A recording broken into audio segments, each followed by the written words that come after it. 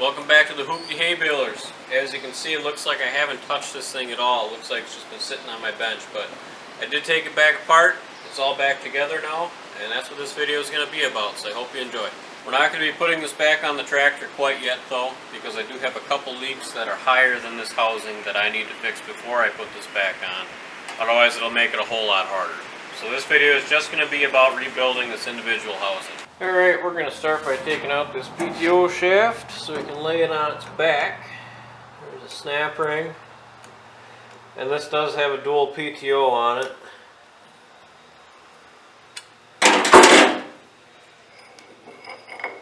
So if you had this on the tractor, you'd flip this around to get 1,000.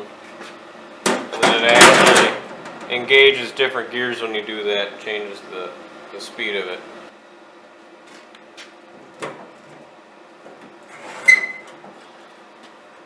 Start by taking this pickup tube off.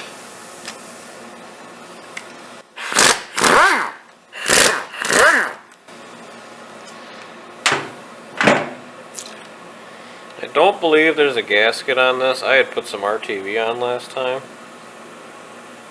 I don't know if that's right or not, but that's what I did. Looks like maybe that's what was done on it before. Alright, next we're going to remove these 4 bolts. This one, one back there, and the one on the other side of this.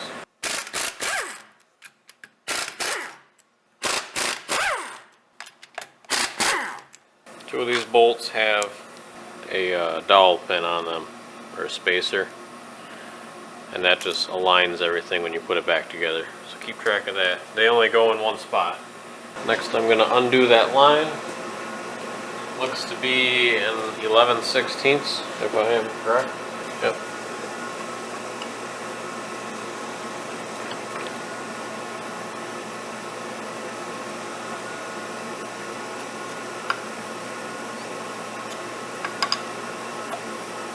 This is the oil feed line for the clutch pack.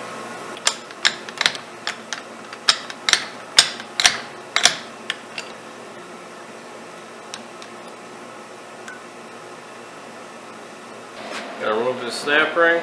If you have snap ring pliers, now's a good time to bust them out.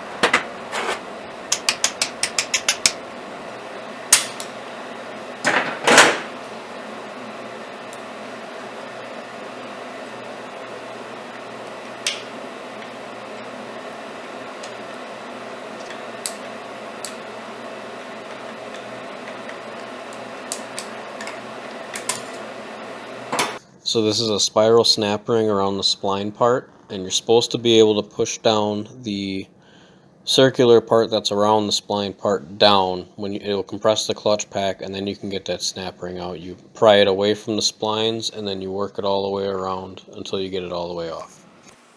Alright, now we're going to pull this pump off the housing because there's a roll pin behind it that we need to take off.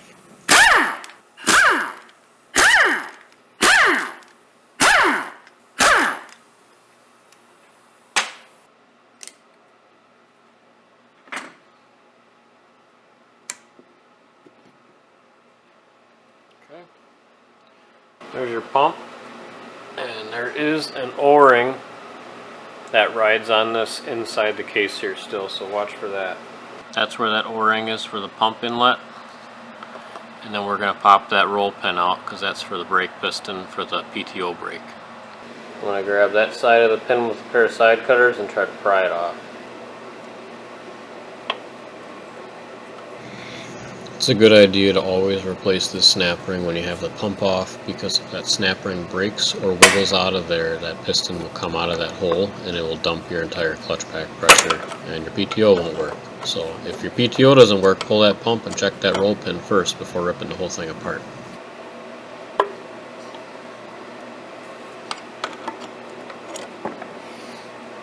Alright, now we can work this thing off equally. one bolt out so it wouldn't drop off on me. Gonna pry up in each corner so it comes off nice and straight. Otherwise it'll cock and it won't come off properly.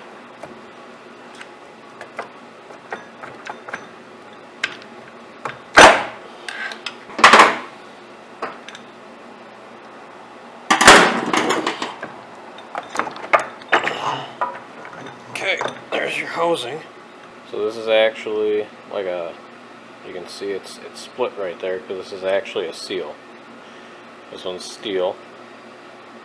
And when you put this back on, the reason it's hard to put it back on is you gotta line this tang up with the tang in the case.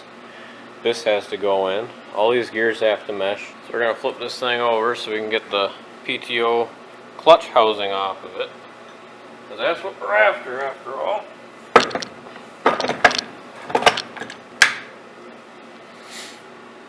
Okay, there is one snap ring, another snap ring right here. We're going to remove that.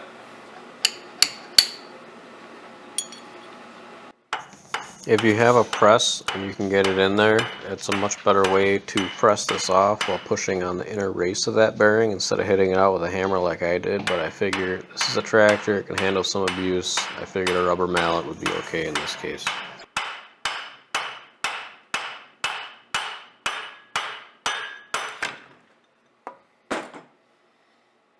There we go. Obviously you can see I destroyed my snap ring doing this. I didn't have a choice. I couldn't get that actual clutch pack to push down to where I could get the snap ring out, so I ended up just ripping it out of there with some side cutters. Well, I definitely need a new snap ring now.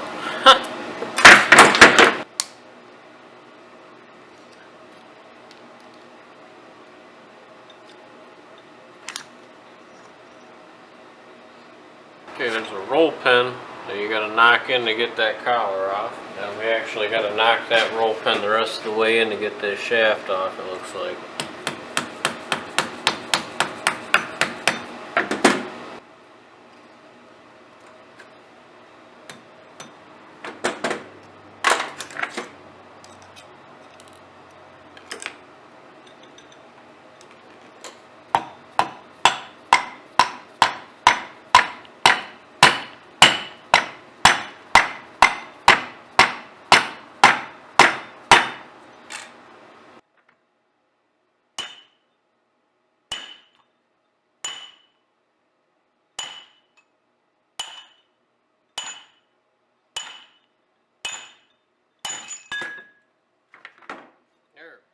You can see we suffered catastrophic failure of these clutches. The clutch material is just disintegrated again.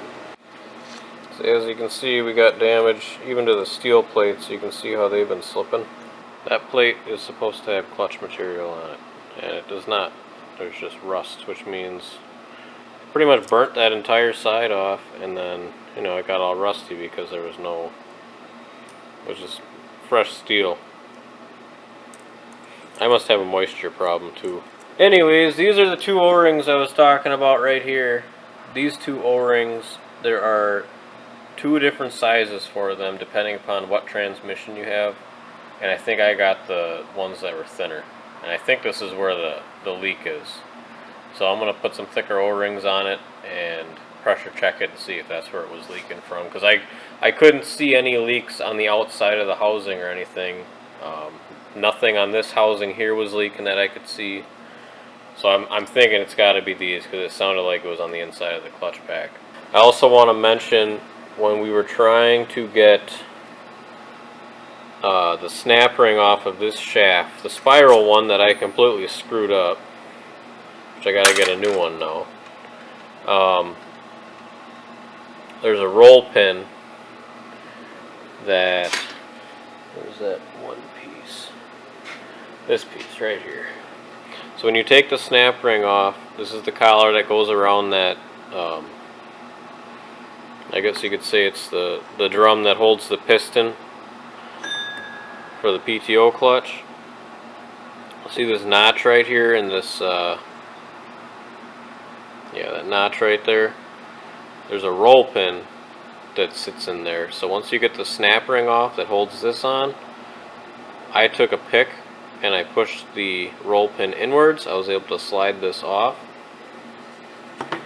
And then you knock the roll pin the rest of the way in through this shaft so it's not in the way. And then from what I was reading, you then push down on this drum and it'll compress the clutch pack, and then you can get that snap ring out and you don't have to destroy it, because this whole drum should move nice and easily, and it doesn't on my shaft. So I'm wondering if this is boogered up a little bit too. So I'm going to clean up the splines, put some new O-rings on, fit this back on with the clutches, and see if I can get it to apply without it leaking.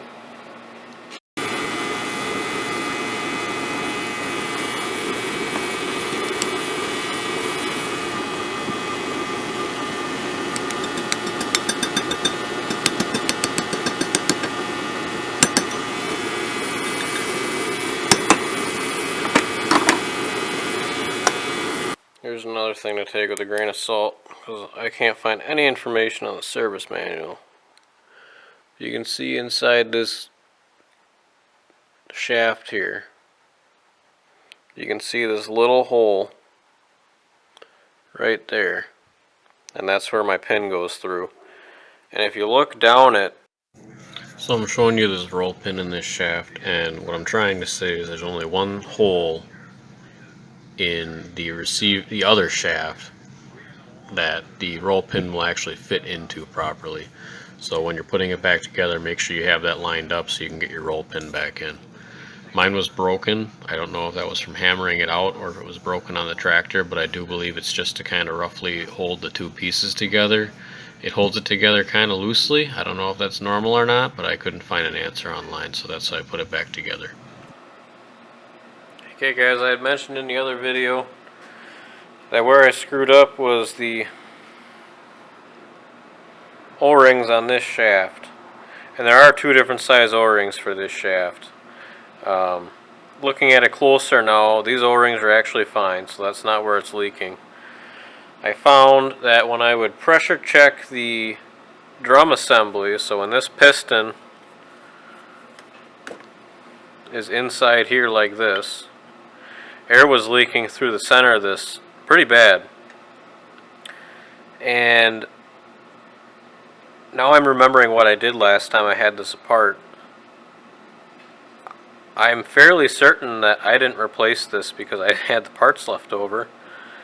And I think I had looked at it and I was worried that I was going to do more damage replacing it than if I would have just left it alone. So I had left it alone last time.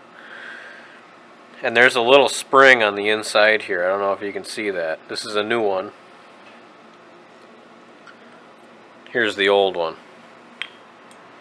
See how it's all spread out? There's no more spring left in it, and that's what actually puts pressure on the seal to keep it sucked in against this hub here. So that was where I screwed up. I'm going to put this new Teflon seal in here, which I had on hand because I didn't put it in last time, which was foolish, but we're going to put this in there and we're going to re-air check it and see if that fixes it. So once you get your spring in there, it's kind of a bugger to get the old one out. You can use a couple picks just with some patience and you get it out. I'm going to kind of squeeze it in there into the groove, and we're just going to work it around until it's all the way in there. You want to be careful not to damage it. It's Teflon and it will mar up if you're not careful with it.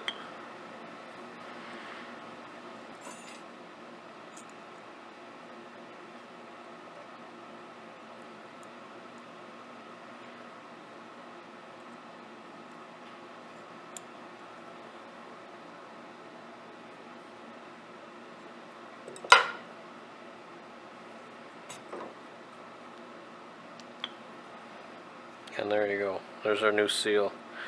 And this is sticking out way further than the old one, so I'm sure this is where it was leaking. This is where it sounded like it was leaking from. I could feel air rushing throughout the hub.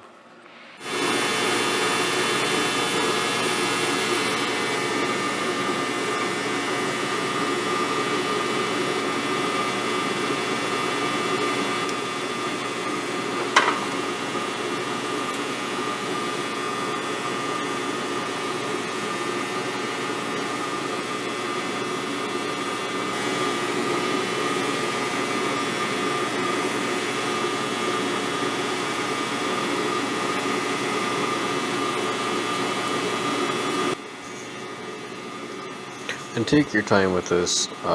When you're putting that Teflon seal on, it's going to want to push that spring back out of the groove. So you got to kind of hold the spring down and get that seal started in there. You don't want to damage the sealing surface of that Teflon seal, so be very careful with your fingernails because they're very you can dimple them very easily. So just push it in there, take your time, work it around, and get it back in that groove.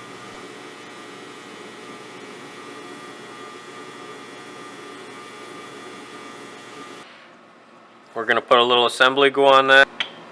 This is what I use to assemble all my transmission seals and everything. This is the light tack. They have a green that's a harder tack if you're trying to keep washers in place. This one still has Dr. Tranny on it, but you know, you can't say tranny these days anymore, so they done took them off the new bottles, just like Aunt Jemima, poor lady. Anyways, it's blue assembly glue. Now, this is a little different than regular grease. I'm sure because it's a tractor you could use grease, but this assembly glue will actually, it's more like a Vaseline, so once it heats up, it dissipates. It won't plug up any orifices. It just melts. And that's, you know, that's more of a problem in an automatic transmission than in a tractor. But I have it, so I may as well use it. Okay, and this is how the piston goes on in there. I'm just going to work it on there carefully. Now everything's tapered, so it should kind of rock it in place a little bit, being very careful not to mar anything up. And there she goes, she popped right in there. Let me tell you what, it is a lot tighter than it was.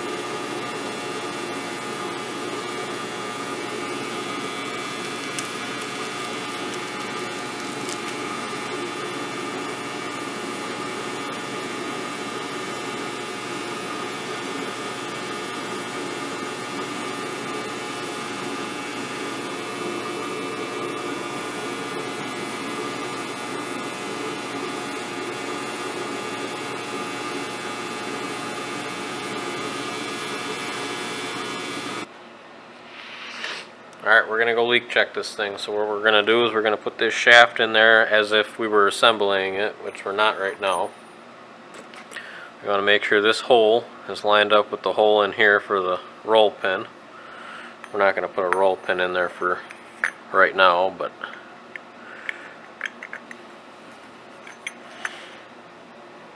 you can kind of look down it and make sure that hole's lined up.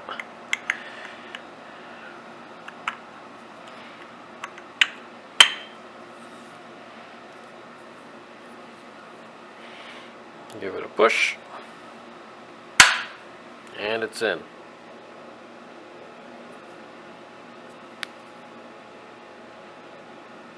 Make sure your thing's lined up, and then we're going to take this over to the bench and we're going to leak check it.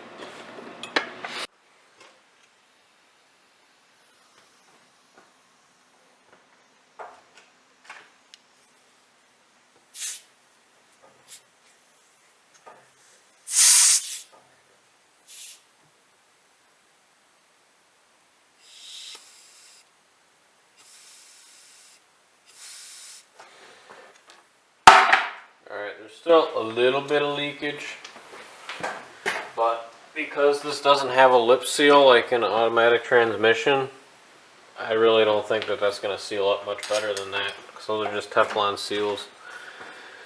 And this isn't a new drum either, so I think I'm going to call that good.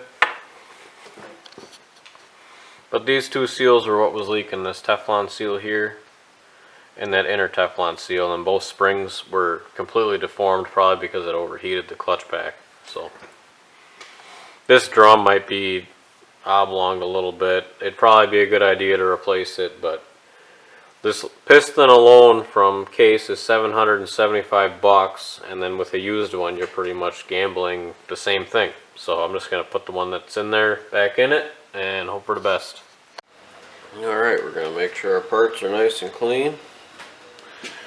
We're going to put this beveled edge down in relation to the clutch pack here.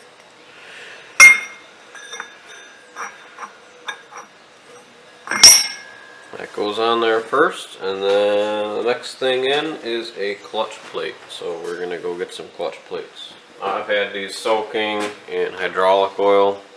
Shoot, it's probably been a month now because I haven't worked on this thing.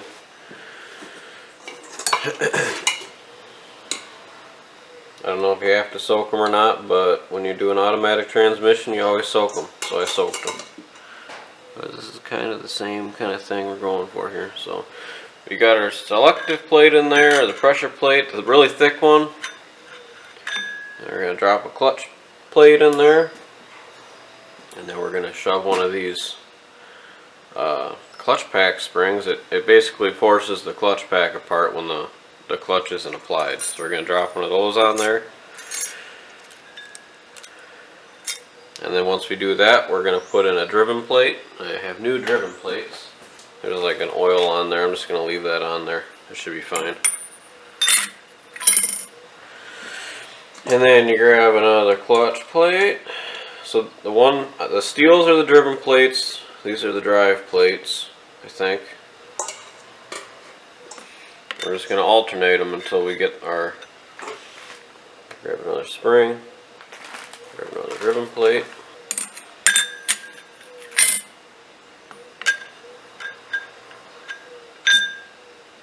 Grab another separator spring.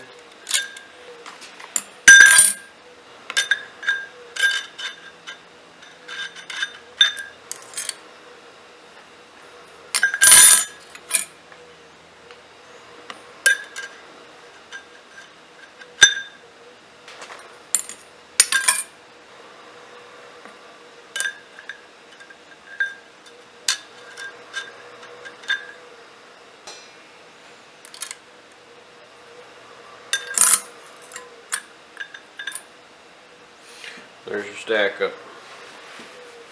You want to end in a drive plate. Now we're going to grab that curly Q snap ring that I destroyed. This collar on.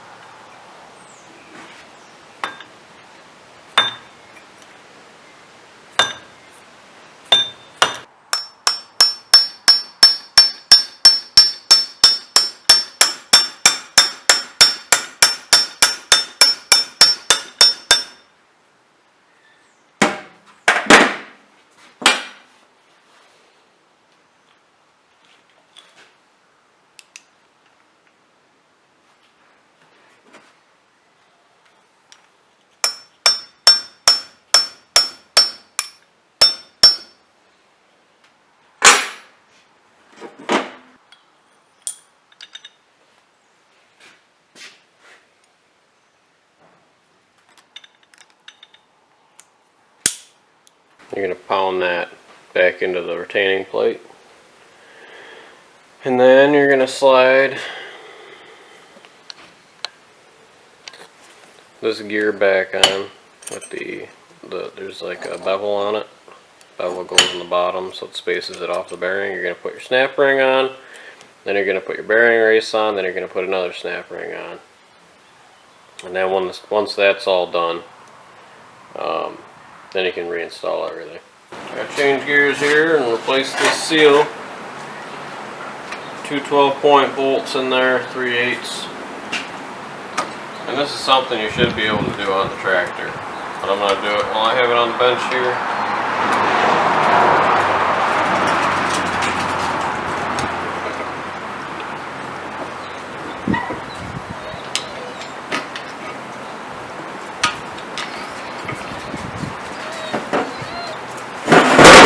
So I figure while we're in this far, I may as well replace the PTO shaft seal. Before you pop this out of here, note how far in it's set. Looks like it might just be below flush, so that's what we're going to shoot for. And before I pound it out, I mean, it's really not in bad shape. It's pretty pliable yet, but I'm going to replace it anyways. I got a new one.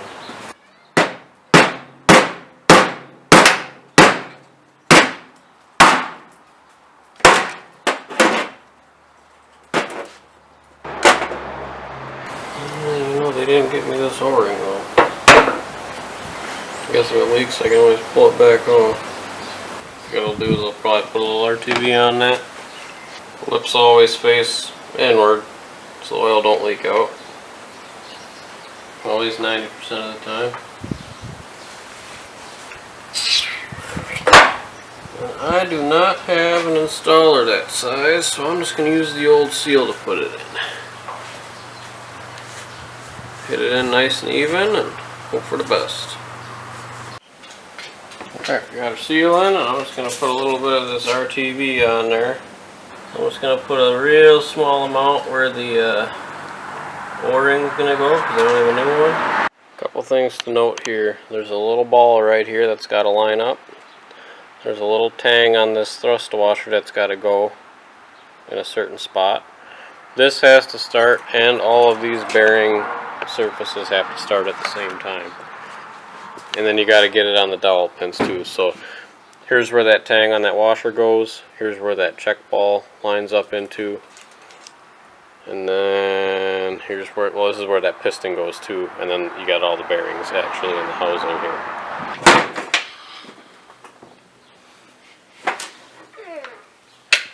Oh, it's heavy.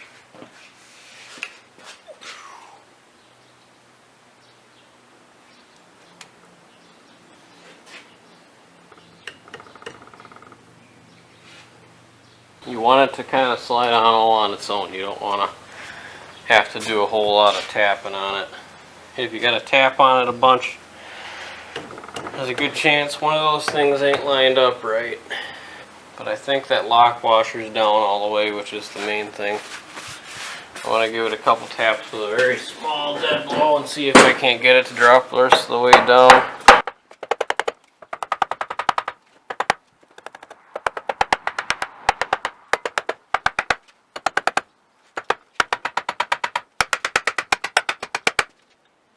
I don't know if you can hear that, but she did go all the way down. Something was catching just a little bit, but then she dropped. Might throw a little Loctite on them bolts just so they don't come back out.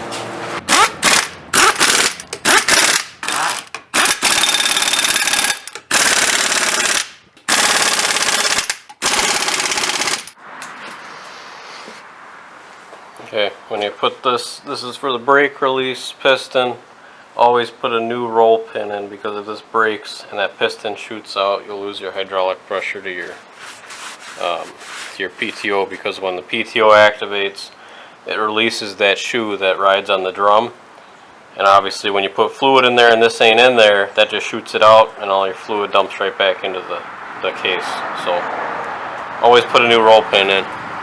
Got a new O-ring. This is the pump inlet. Make sure you put a new one on here.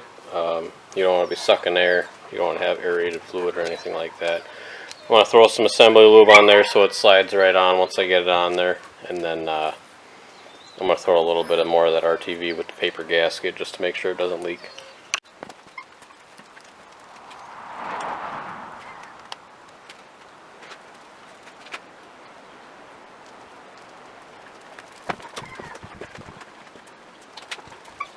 You don't need a lot of that stuff.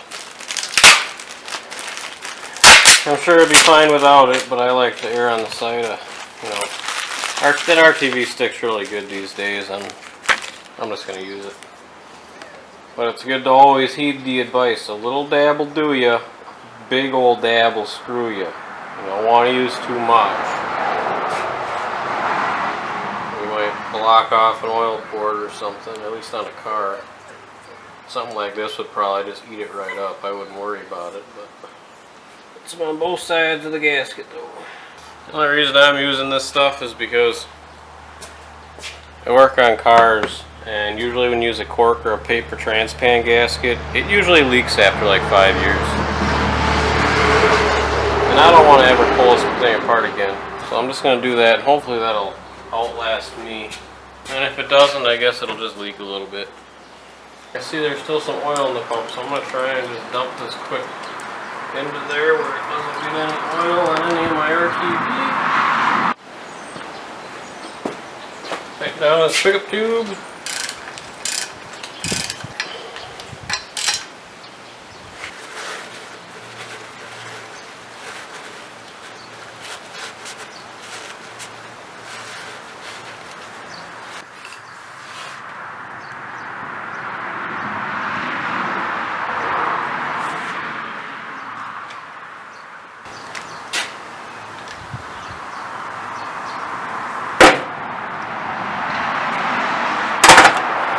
That's that. Alright guys, well, if you're new here, thanks for watching. If you've been here before, thanks for coming back. And we'll see you next time.